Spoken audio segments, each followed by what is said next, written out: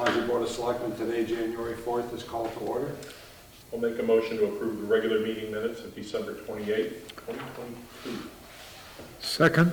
Any discussion, corrections, all in favor? Aye. I make a motion to approve the consent agenda. Second. Anything to add, Michael? No. All in favor? Aye. We have anybody online, Josh?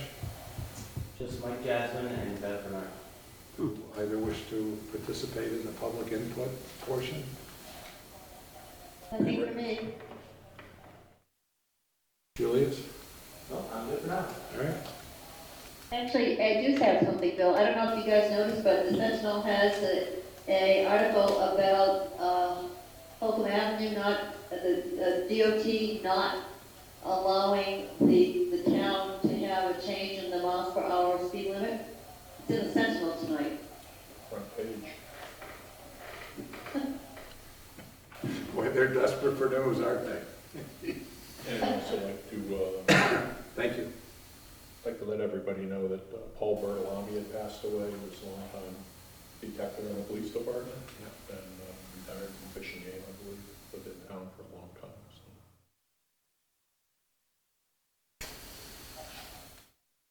So. First item is nomination for Eileen to the Golden Grange Advisory Committee. I'll make the motion. I'll second it. Joyfully. You look so spiffy tonight. Well, I feel spiffy tonight. You're exuding that enthusiasm. January bath. All in favor? Aye. Aye. Chief Gould, welcome. How are you doing? Good, how you doing? How's everyone? Great, thank you.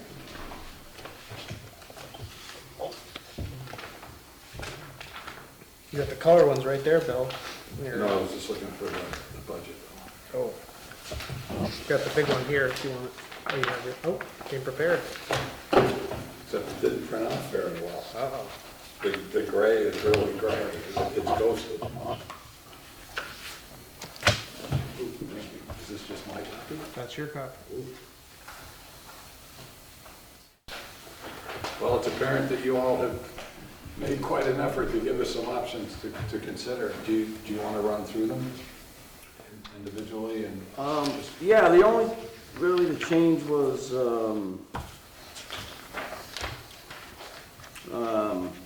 well, Julius obviously did a lot of work and Michael on this and helping us get to this point. So, pretty self-explanatory on the scheduling. So option one would be, you know, the most hours covered. And continue where we are right now, as far as working, or using per diem members on the weekend. Paid on call, and again, we would extend their coverage by part-time or per diem. Option two reduces the daily coverage. Again, we're using paid on call, which would have people standing by. We're using what, $5 an hour? Yeah, or 50 a day. We kind of have it both, but we could do either one. And option three was suggested by Sly, was to eliminate the weekend per diems, and actually eliminating any coverage by part-time or per diem, and just go paid on call, which I don't think that would be too beneficial, especially on the weekends, trying to get people to cover those days. At least the days are covered on the weekends. But those are the options that we've been going over the past couple of weeks.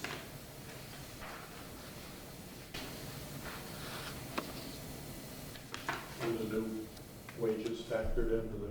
No, we didn't want to, no, Shouldn't make too much difference. correct. It would be consistent between the options, so I figured versus changing everything, I just left it consistent.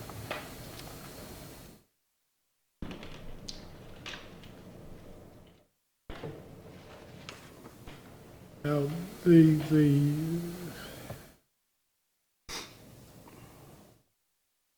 A, B, C, and D.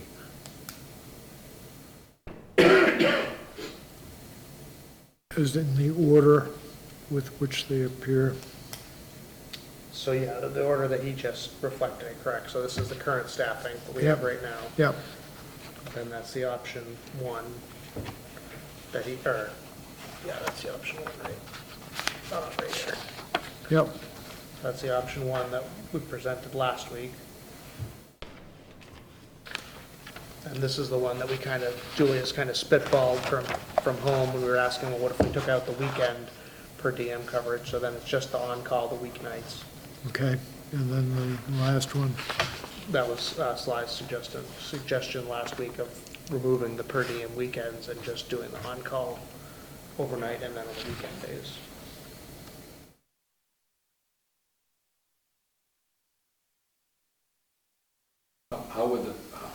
How could you help me understand the paid on call? What is that?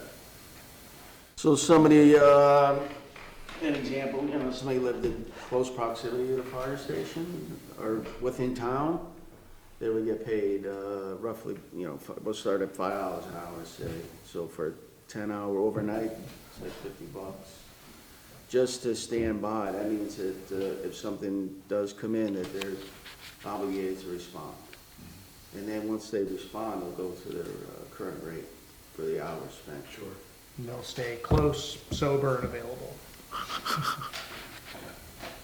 I know that was when one of the fire people made the comment about being on call for their job. That's the way I understood it as well, so. Right. Yeah, that's the way some, maintenance, oil companies or so forth, some emergency response, if they have to respond after hours, some of the oil companies use that, to have their drivers be fit for duty, close in proximity to come in. Obviously, we're a little different, emergency response. It's definitely a step in the right direction as far as staffing goes. A little more incentive to get people to stand by, as opposed to voluntary, the way we have it right now. So, you're not sure who's available at what time. So each day, Monday through Friday, we'd be paying two people the equivalent of $50, so $100 a day for Monday through Friday. And then how are we working Saturday and Sunday? So, well, I prefer to keep it as we're doing now, the weekend shifts. We were going to extend the weekend shift to 12 hours. And then as per diem shift, that's what we're doing right now. People are staffed at the station for that 12 hours. And then it would be paid on call after that for the weekend nights. So it would essentially be 7 days, $100 a day. That's what we're looking at. And that's with the per diem on Saturday and Sunday. Well, I don't want to, so we're mixing between options a little bit. So what we had last week was, we had just voluntary for the weekends because the thought was more people around, more people aren't working. So that was, we could obviously add the on-call feature too, but the option one did not have that. The option that we talked about last week would have just paid on-call for the weekend, so. Oh, yeah, I'm mistaken, yeah. So the nights after the 12-hour block would be voluntary on-call, so the way. No, I understand that, but you did have, just to be sure, we did have, or the first option did have this, right, the part-time per diem. I'm just asking for the part that would be voluntary.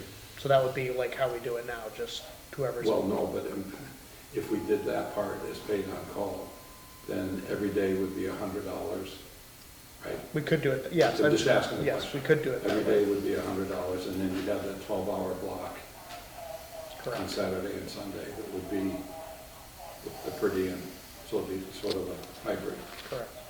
10,400 for the on-call for the weekends.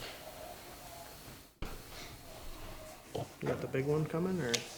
That's 4 days times 10 would be 10,400 to add on this figure. 69,700. If you cover, if you put these people paid on calls. Right. Okay.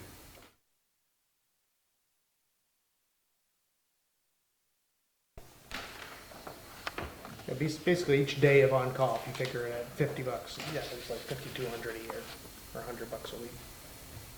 So each day you add or subtract is 5,200 for the on-call. If you do it as the straight $50 shift.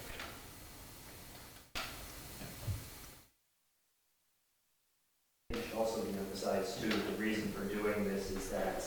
You when probably it does- want to come up here because the probably can't hear you.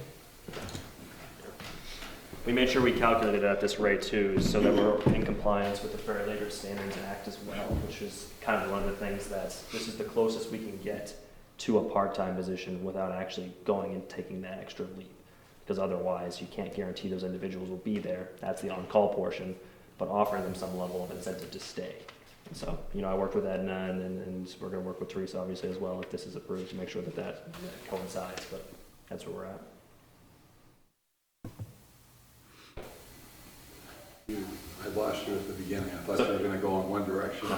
No, just Something different. wanted to make sure that it was clear that that's the reason why we chose the numbers that we did in this particular case, is that it would allow us to be in compliance with the Fair Labor Standard Act, which is, we wanted to make sure that we had that step so that we weren't, underpaying or overpaying that kind of particular case. Because once you reach so many hours at each individual point, then you take that leap and you can't do that. So I don't want to get in the weeds on this one, but maybe I You don't am. have to meet minimum wage? Not For the on-call, correct. Correct. Right, it's a stipend per day, it's not per hour. Exactly. It's not an hour. Which one of these represents that? So for all of them, for the paid on-call, it could be the 50 per shift. At one point, we had talked about 5 per hour, but I think it was like a 10-hour shift, so it was just kind of our way of thinking about it, but the stipend seems like the better angle for the Fair Labor Standards Act perspective, which I think was the board's preference. Anyway. And again, which one of these represents that? Anything in pink. Yeah, so that'll be a $50 overnight shift on call.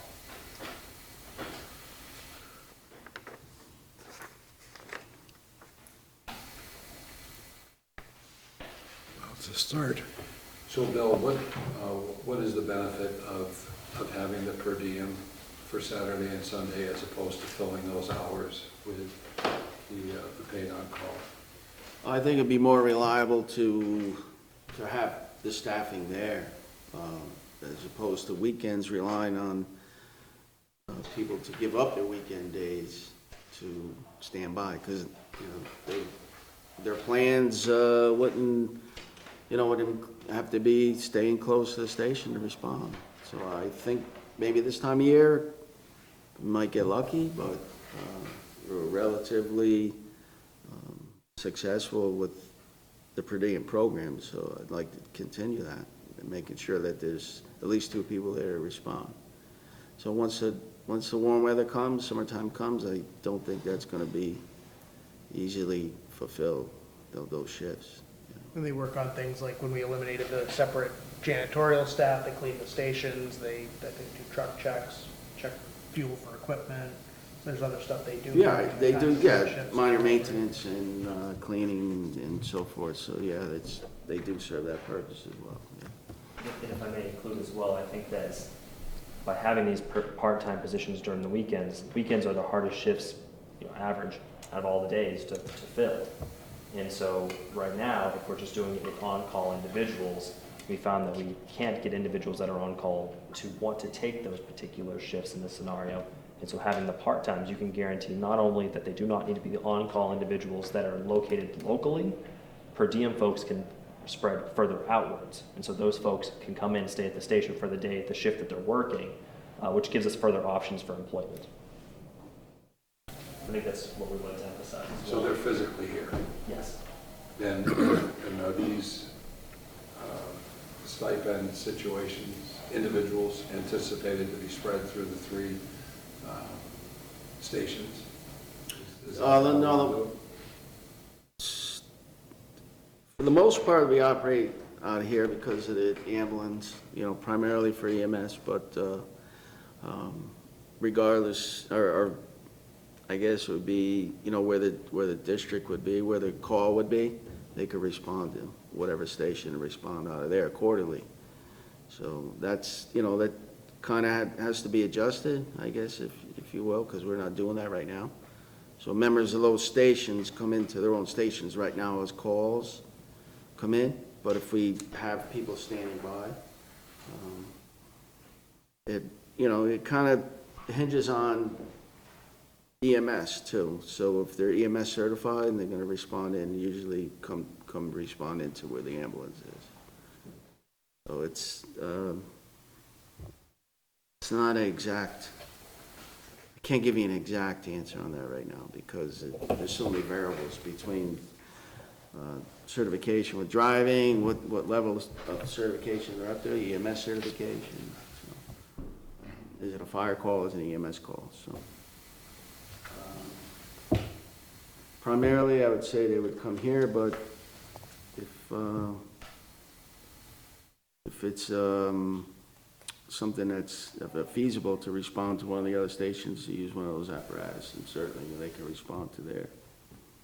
But they can, but in terms of the people who are being compensated to be available, would it be distributed through the companies? Because Oh, yeah, absolutely, sure. Yeah, it'd be set up as a rotating schedule, people, just like we do now. So the per diem shifts are available to all the members, the Saturday and Sunday shifts.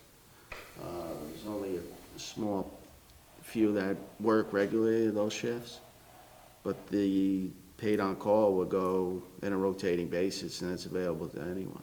Yeah, and you could have an overnight where someone's on call from station 1 in East and someone's on call from station 2 in Center, and when the call comes in, they each go to their own station, or would they go to whichever's closer, or? Yeah, not, I mean, that's kind of a tough question right now for geographical and logistics. Again, it depends on what the situation is. If it's a brush fire, they can both go to station 2 and grab a brush truck. If it's an ambulance call and they're both EMS providers, then they go to station 3 and get the ambulance. So,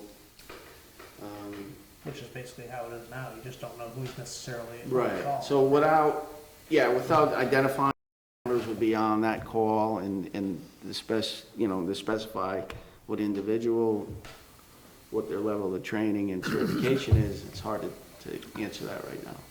But the obvious thing would be it's open to all members, of course. do we, just as a practical matter, do we have that kind of disbursement throughout the stations? People that are EMS certified and firefighter certified, do we have that available in every station? No, Station 2, there's no EMS certified personnel currently. Station 3, there's 16 providers throughout the department. So they're split between Station 1 and Station 3. And the 4 chief officers. What? And the chief officers are EMS. So the 2 part-time, 2 full-time are EMS. Were they counted in the 16, or were they? They're counted in the 16. Okay, that's all my questions. Sorry, That's all right. you must have a couple. Well, no, the only thing that I want to make sure is that my original statement way back when is carried out. And is that basically this option? It's adding in the on-calls overnight on the weeknights, correct? Okay, then I would support this. Not this, but what you would support would be, if I understand you correctly, would be the green, the yellow, and the remainder being pink. Yeah, Which is it's closest, I think, to Sly's request here, with this portion being per diem. Right? Or or you can look at this one and just color the white Go pink. over and then this becomes pink. Jeez. You know, as far as I'm concerned, and I haven't said a lot over yet. But we've got to do something, and it's got to be done now. End of story. That's it, 10 words. 10 words. Is- No, Very poignant words. but, you know, I mean, we've beaten a dead horse to death. It's already dead, we're killing it some more. We're killing it some more. So, as far as I'm concerned, So we're looking at option 2 then, To be, 2 to be amended. and I think it's up to the chief to make sure that it works.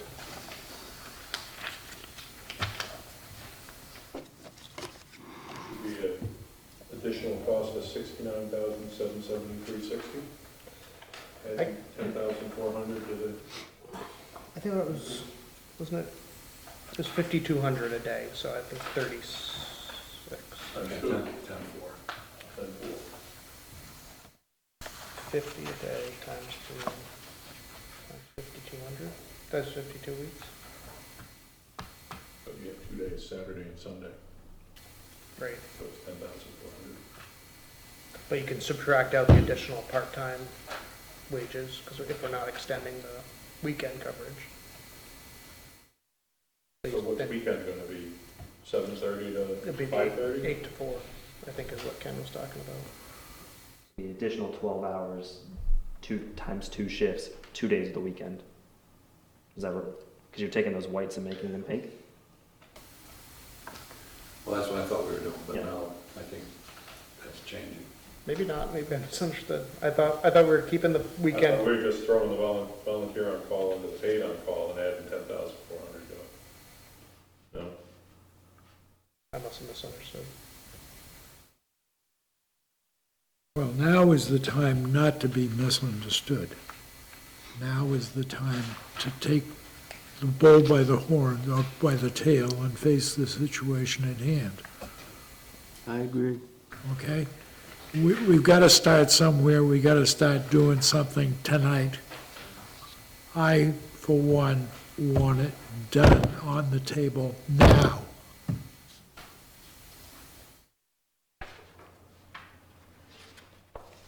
Cut through the bullshit, guys. You do have a filter on Live that, on right, TV. Josh? The FCC's got nothing on that. No. Public access, come on. That's right, yeah, it's supposed to be edgy. Hey, Michael, when the board decides that what they're gonna do, would you just spell it out clearly so that I can, record it properly? Hopefully. When we know, you'll know.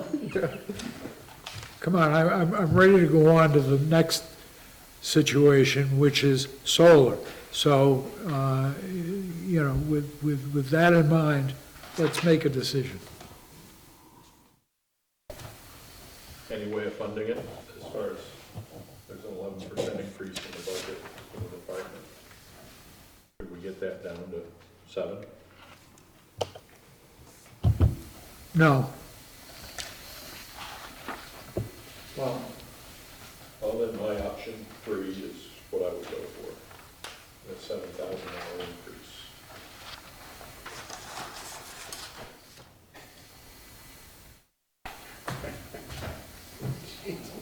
We have the option of going to the town meeting and having the people vote no on the budget, the operating budget. yeah, but we, And then we're gonna be in a default budget, and then where do we go? and every year, somebody throws that out. And I've said for 24 years, 23 years, that if you tell the people exactly what you're doing, they're gonna support you. So I don't you know, until we find that the people are turning around the budget and using the default, I don't buy it. The other option, which my colleague to my left probably wouldn't like, but it gets to the discussion we've kind of had about having a community discussion about this, is to have it as a separate warrant article, then that fails or succeeds on its own, and it becomes a discussion opportunity like we had with the Carpenter home and Grange Hall and Wickham Hall and different stuff. Yep, We are a low number of articles this year, boss, yeah. so that takes that factor out of it. I mean, guys, I want to cut through the BS. I want a decision. There's really not any BS here, Ken. Yes, there is. No, there isn't. This is a legitimate discussion. It's a significant change. We're looking at going from 440,000 to 512,000, and that's significant. I agree with Sly. I think if we can find some items in the budget that would soften the blow, I think that's valuable. I also agree with Michael that putting it on as a warrant article so the voters make the decision. Do you want to have additional coverage?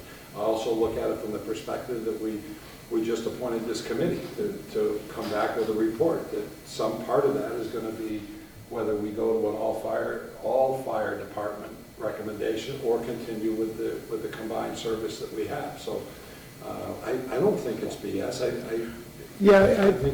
think it's legitimate discussion to be had. And I sympathize with where you're at. I sympathize with where Sly's at. So, you know, maybe the thing is to come up with a solution that we think is best and put it on the warrant, or defer till the committee comes back, because we're only talking 8 months, and Sure. who knows, the committee, if the committee comes back and recommends we don't need an EMS, to be an EMS provider, which is what you know, Sly is proposing, then all of this will be moved anyway, if we're going to abide by what the committee suggests. So if we're looking for a compromise, for me, it would be put it on the ballot. Well, and I'm not arguing that point. I've failed to agree or disagree with what Mike is suggesting, okay? But if you want to put it on the ballot, that's fine with me. But I want this done and over with. No, I get it, but at the same time. No, you don't. Yeah, I do, because we want to make sure that what we're proposing is, we're all in agreement with it. It's cohesive, it brings in what Bill's asking for. And we just want to make sure that whatever decision we make to put on the ballot is what we all agree to. So I don't think we do a rush to judgment. I think we agree.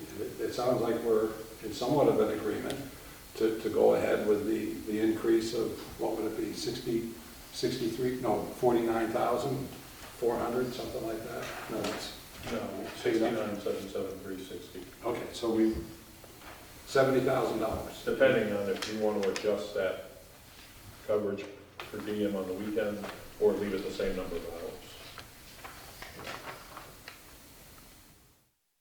They're talking about shortening this up and having paid on call be a little different. So. Just would make the on-call shifts consistent, and it gets the total cost down a little bit. But if that takes away from the per diems, you know, they might squawk on it or something. But right now, what are they, 12 hours? Right now, they're 8-hour shifts. No, the per diem weekends? The per diems are proposed right now at 12. They're currently acting as an 8. So this is an additional 4 to cover that time frame that we saw in the data that says there's a lot of calls. It wouldn't be as much if you take away the. That's where I was, Oh, okay. yeah, that's what I was talking about. Gotcha. Good. Yeah, I think that'd be good. And the only thing I'll say to Bill's point about, you know, depending on what the committee comes back, I don't think, if we find paid on-call works better, that could carry through whether we're EMS or not. So I think it's a worthy exercise. And you're, Of it's, course it is. Come on, Ken, cut through the BS. Yeah, exactly. So we're looking at option two with, huh? Two. With the white being pink, Yep, and we're gonna stay consistent with the paid on call. Every day is gonna be $100 a day, and on Saturday and Sunday, they'll have a few less hours than they would on Monday through Friday. No, because the per diem's gonna go back to what it actually is. It's not Oh, it's gonna go back to 8 hours? Yeah, so you extended it to cover the. So there, on That the helps, weekends. gets the cost all right, down. So Per on the diem. weekends, we're actually gonna go to $60 or whatever it comes out to, $70, I guess, right? Because you're saying $5 an hour or $50 for 10 hours. And so that, It'll be $50, just think of. it'll just be an extra hour. Pink's gonna go all the way across, it's the extra hours on part-time, we'll go back to that. yeah, it'll, yeah, exactly like that, so the white All pink. will just become pink. all right, so what's this gap? Is it 2 hours or 1 hour?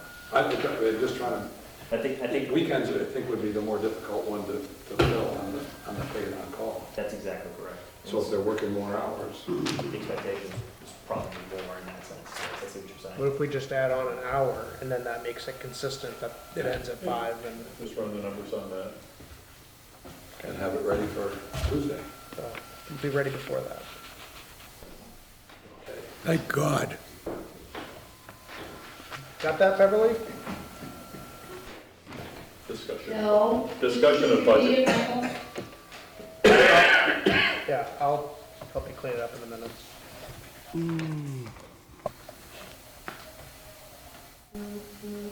Okay, so are you comfortable with that, Bill? Yes, yep. So if I understand correctly, the board is voting for option 3, is that correct? No, it's a 2B. 2B, I'm sorry? 2B. Or not to be, that is the question. Yeah, there isn't an actual option that we voted for. It's a change in option number 2, Oh, okay, or it's a modification of option number 2. Mike will send it to you when it's done. okay, I'll have to discuss it with Mike later, thank you. Thank God. There is a comment. All right, what are we on now? So, just one more question with the budget. A couple of weeks ago, I proposed Deputy Chief West as a full-time position. So I'm not sure if the board is, what their consideration is on that.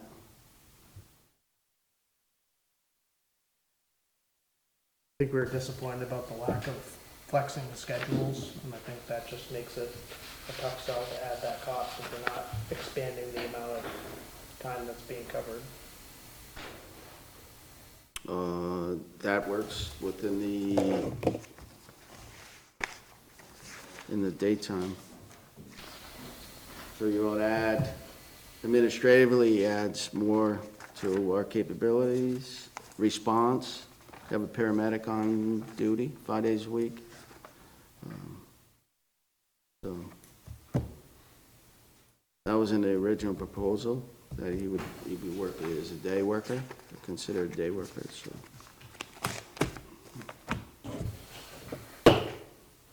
It's the full-time status that just kills it for me with the amount of funding for the Group 2 retirement.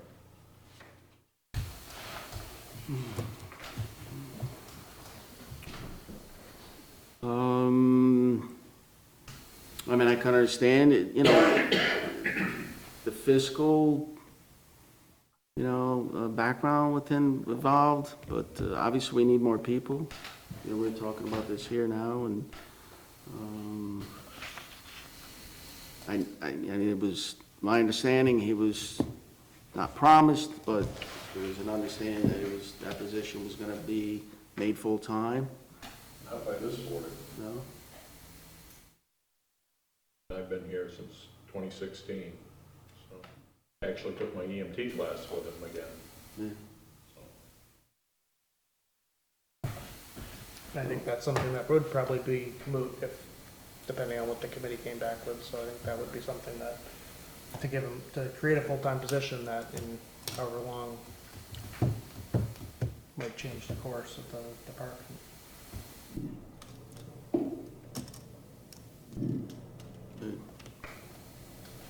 Doesn't sound too promising.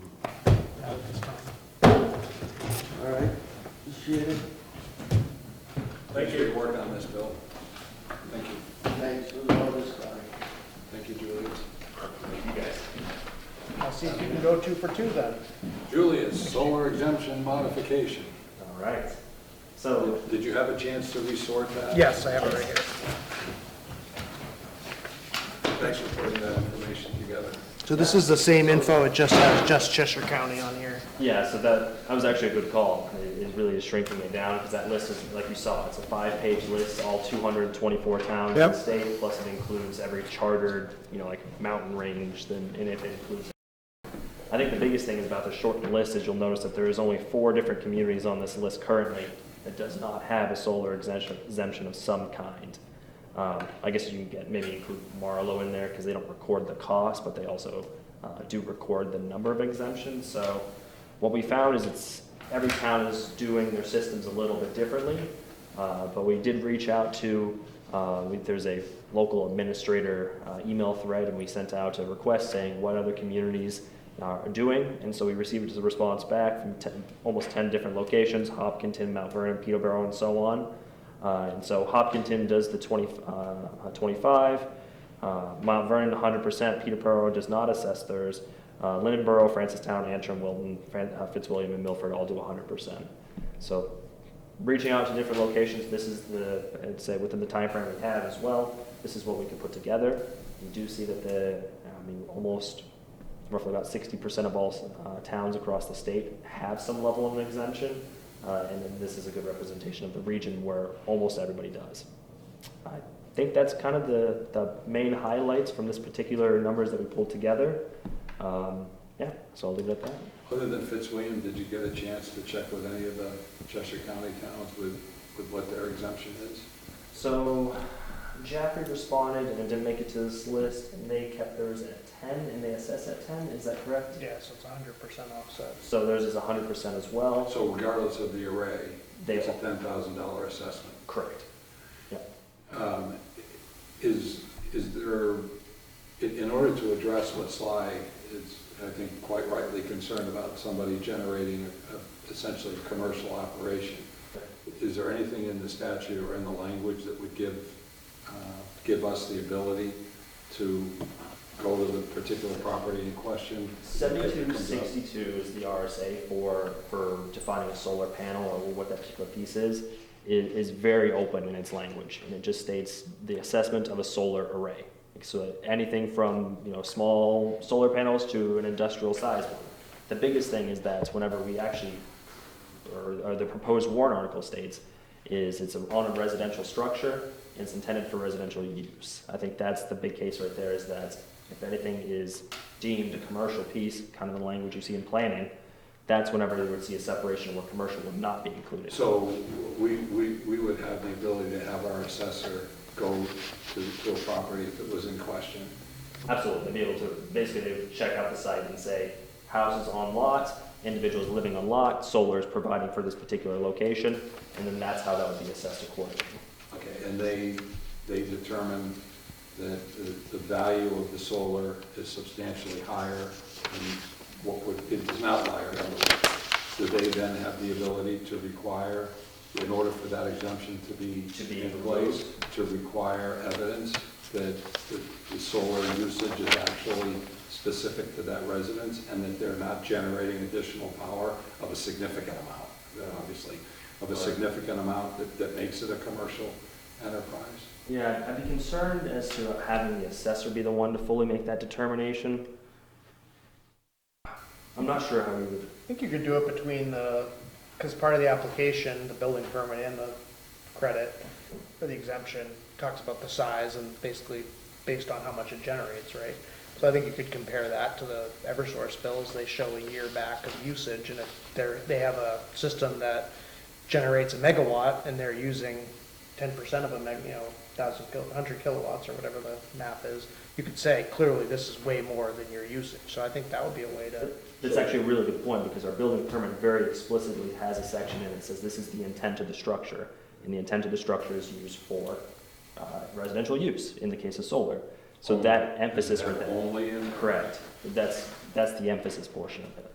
And so if that terminology is stated and we do find that it's deemed differently, then they're in violation of the building permit.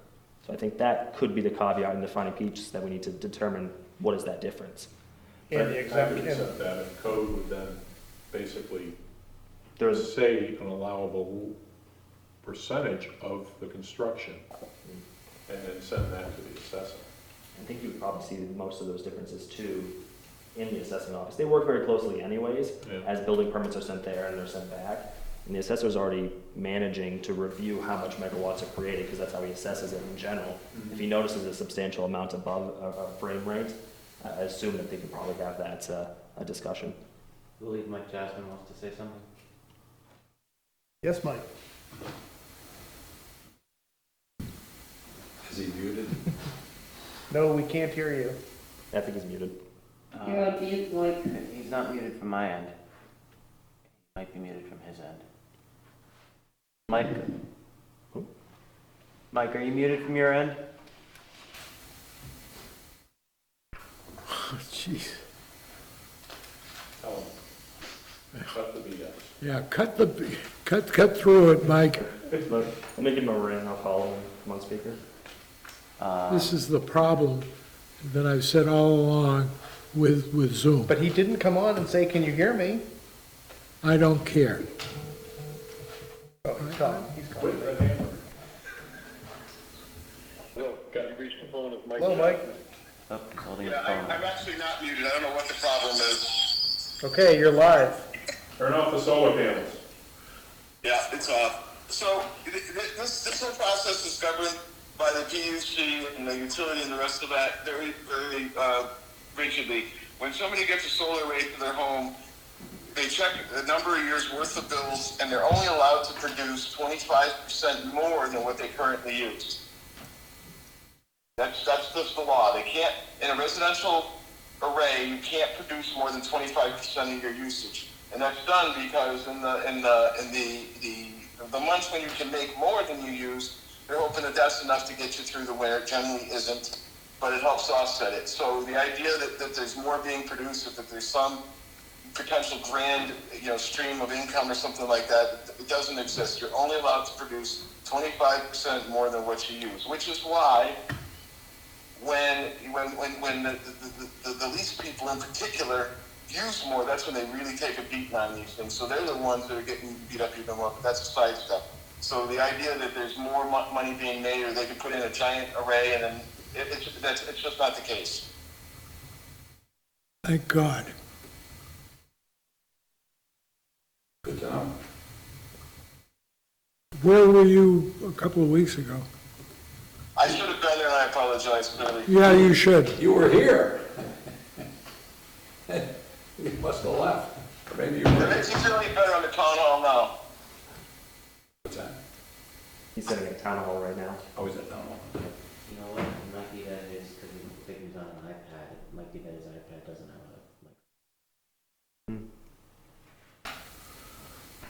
a Okay, well, thanks, Mike. Thanks, Mike. Yeah, thanks. Appreciate the clarity. Just think this could have shortened our discussion Well, we know a lot more about this now. dramatically. We've learned a A lot lot of things smarter. about solar. All right, so we have enforcement capability. We have enforcement capabilities, we have of course, the building permit that explains it. Obviously, the PUC watches it with its 25% cap. I think that's, well, I guess that, in my mind, would limit the commercial side on a residential lot.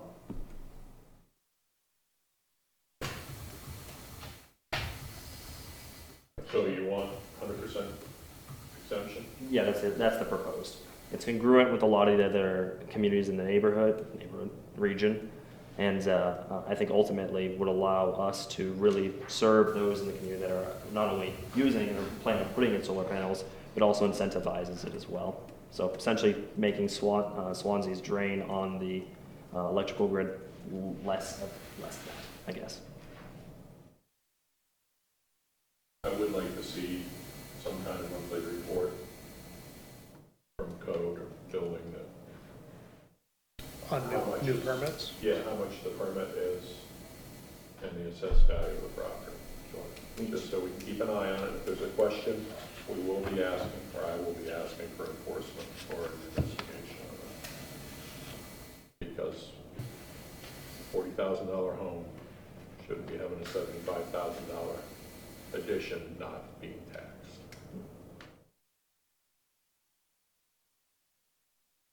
That seems reasonable. You're on it. Good job. Thank you, Julius. 2 for 2, Ken. My only concern about this whole thing is that it's taken forever to get to this point. And I don't think that it should have taken beating a dead horse. All right.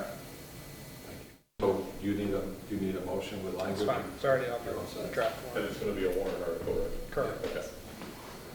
May I ask, is it 100%? Yes. Is that what you, okay, Yes. thank you. 2021 Carpenter Home withdrawal request. Table Preparations for the budget hearing. as needed. We gave you the updated, sent out the updated budget with the increases we discussed last meeting reflected. Gave you the updated warrant, which did end up, we were able to combine those veterans credits that we talked about last week, so that cut down our numbers again. We'll add one in for the item we just talked about for the on-call staffing. No other, I didn't make any other changes other than entering in the budget and the, no, it's not on here. The budget and the default, I guess it didn't make it in, but that, the numbers are in there now. So we meet before the public hearing, get the finals, or are you just going to send them out, or? Yeah, we usually meet at 5:30 and then the hearing starts at 6. But yeah, I can resend out with those reflections. Thank you. Are they coming in color? It's a lot easier for me to read. The budget sheets? Well, these came out, but the ones I printed out, they, Not those. yeah, exactly. But this is, the gray, I can't hardly even pick up on.